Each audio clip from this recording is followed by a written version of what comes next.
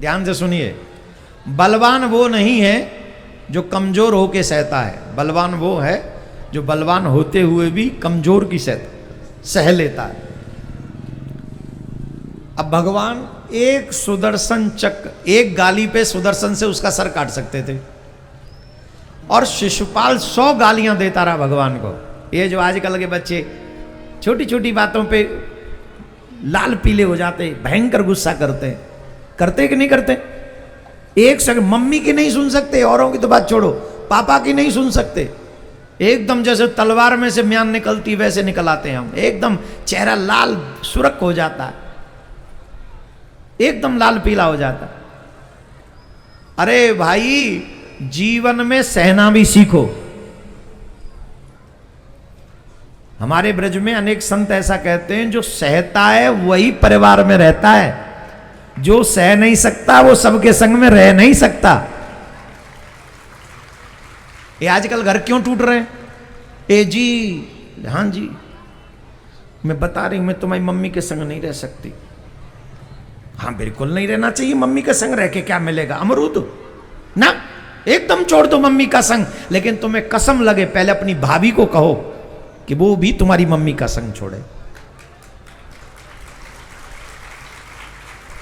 तुम्हें कसम लगे, जैसा तुम अपनी सासू मां के साथ व्यवहार चाहती हो वैसा ही व्यवहार अपनी मां के साथ चाहो, अपनी भाभी का, मजा आ जाए। अपनी भाभी के लिए सोचती हो कि मेरी मां को छोड़ के कभी न जाए, और अपने लिए सोचती हो कि मुझे सासू के बंधन में न रहना पड़े। अरे कुछ बंधन बहुत अच्छे होते हैं, बहुत अच्छे होते हैं। कुछ गलतियां हम ऐसी करते हैं जो हमें पता भी नहीं होता है गलतियां हैं, उन गलतियों को होने से बचा लेती है सासू मां। कौन बचा लेती? सासू मां। ससुर जी नहीं बचा सकते, ससुर जी को पता ही नहीं है, ससुर जी नहीं बचा सकते, ससुर जी को क्या पता है? सासू, मैं गारंटी से कह रहा हूं, तुम्हारी मां तुम्हें अच्छा संपन्न, सगुण, सर्वगुण संपन्न गृहस्थ चलाने वाली स्त्री नहीं बना सकती, जितनी अच्छे से तुम्हारी सासू मां तुम्हें गृहस्थ चलाने वाली स्त्री बना सकती है। मैं ये बात तो समझ सकता हूं, देवियां ताली नहीं बजाएंगी पर इस बात पे, पर भाई लोग तो बजा ही सकते थे। मैं तुम्हारा दर्द बोल रहा था। जितने भाई बैठे, तुम्हें सौगंध लगे, बताओ पत्नी की और मम्मी के बीच की लड़ाई में तुम पिसते हो कि नहीं पिसते हो?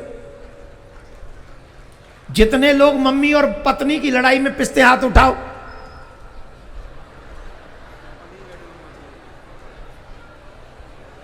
अरे भैया, बहू की सुन ले तो मम्मी के बुरे, और मम्मी की सुन ले तो बहू के बुरे। अरे तुम तो और हम तो बुरे ही बुरे, हम अच्छे हो ही नहीं सकते, क्योंकि हम तो पुरुष हैं। हमें तो जैसे ही पुरुष घोषित किया गया, उसी दिन हम सरकार की नजरों में दोषी घोषित हो गए। और कानूनी भी ऐसा, जो देवी कह दें सो सही, और पुरुष जो कह दे बोले तुम चिल्लाते रहो, मर जाओ। तो हे भगवान, जितने भी पुरुष यहां बैठे हैं, इनको अगले जन्म में